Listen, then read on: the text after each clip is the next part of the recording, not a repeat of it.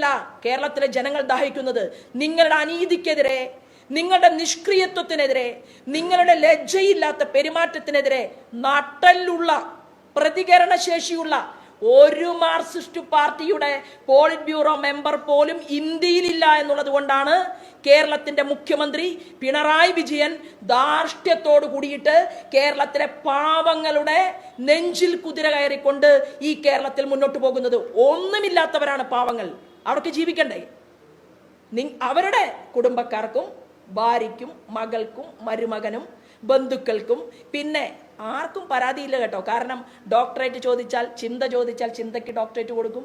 ആലത്തൂരിലെ MP doctorate ചോദിച്ചാൽ Alathur MPക്ക് doctorate കൊടുക്കും.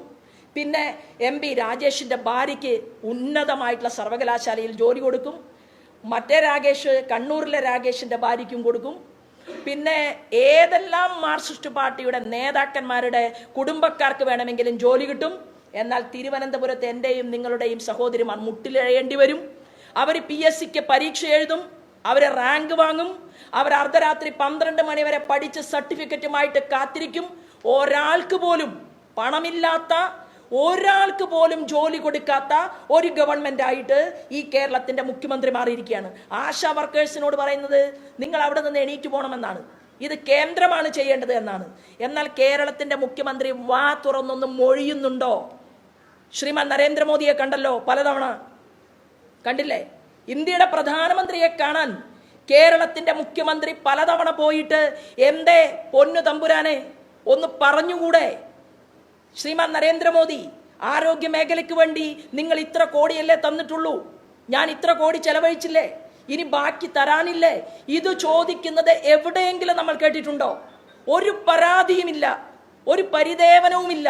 കേന്ദ്രം കൊടുക്കുന്നത് മുഴുവൻ സംതൃപ്തനായിട്ട് ഡൽഹിയിൽ നിന്ന് തിരിച്ചു വരികയും മാധ്യമപ്രവർത്തകരുടെ മുന്നിൽ വളരെ സന്തോഷത്തോടുകൂടി ഇങ്ങനെയുള്ള സ്റ്റേറ്റ്മെന്റുകൾ ഇറക്കുകയും അദ്ദേഹത്തിന് വേദനിക്കുമ്പോൾ ചാമരം വീശാനായിട്ട് നമ്മുടെ VD സതീശേട്ടൻ ഉള്ളത് കൊണ്ട് ഈ ഗവൺമെന്റും പ്രതിപക്ഷവും ഇങ്ങനെ ചക്കിയും ചങ്കരനും കളിച്ചുകൊണ്ട് മുന്നോട്ട് പോകും, അതിന് വെച്ചു പൊറുപ്പിക്കില്ല എന്ന് പറഞ്ഞുകൊണ്ടാണ് ഈ കരിമണൽ കർത്തയുടെ ഈ വിഷയവുമായി ബന്ധപ്പെട്ടുകൊണ്ട് ഏതറ്റം വരെയും മുന്നോട്ട് പോകാൻ ഭാരതീയ ജനതാ പാർട്ടി നടപടികൾ എടുക്കും എന്ന് സൂചിപ്പിക്കാൻ വേണ്ടിയിട്ടാണ് നമ്മൾ ഒരുമിച്ച് കണ്ടത്. എൻ്റെ ചോദ്യം, കേരളത്തിൻ്റെ മുഖ്യമന്ത്രിയുടെ മൂക്കിന് താഴെ ആശാ വർക്കേഴ്സ് ഇത്രയും ദിവസം സമരം ചെയ്തിട്ട് എന്തുകൊണ്ടാണ് പിണറായി വിജയൻ അരമണിക്കൂർ അവരുമായിട്ട് ഇരിക്കാൻ പറ്റാത്തത്? എന്താണ് മറ്റു സംസ്ഥാനങ്ങളിലെ മുഖ്യമന്ത്രിമാർ ആളുകൾക്കിടയിലേക്ക് ഇറങ്ങുന്നത് പോലെ ആശാ വർക്കേഴ്സിന്റെ ഇടയിലേക്ക് കേരളത്തിന്റെ മുഖ്യമന്ത്രിക്ക് ഇറങ്ങാൻ സാധിക്കാത്തത്? കേരളത്തിലെ മുഖ്യമന്ത്രിയുടെ കുടുംബം സുഖകരമായി ജീവിക്കുന്നത് പോലെയല്ലെങ്കിലും എൻ്റെ നാട്ടിൽ വിപ്ലവകാരിയാണല്ലോ, 25,000 രൂപ ഞാൻ ശമ്പളം കൊടുക്കുമെന്ന് തീരുമാനിക്കാനും കടം വാങ്ങിയിട്ടുണ്ടല്ലോ PSC മെമ്പർമാർക്ക് വേണ്ടിയിട്ട്. PSC മെമ്പർമാർക്ക് ഗവർണറേക്കാൾ കൂടുതൽ ശമ്പളം കൊടുക്കാൻ കേരളത്തിന്റെ മുഖ്യമന്ത്രി തീരുമാനമെടുത്തില്ലേ? എന്താ PSC മെമ്പർമാരുടെ പണി? ഉത്തർപ്രദേശ് എന്ന് പറയുന്ന ഇത്രയും വലിയ സംസ്ഥാനത്ത് ആകെയുള്ളത് ഈ കേരളത്തിലുള്ള PSC മെമ്പർമാരെക്കാളും 1/3 ആളുകളാണ് അല്ലേ?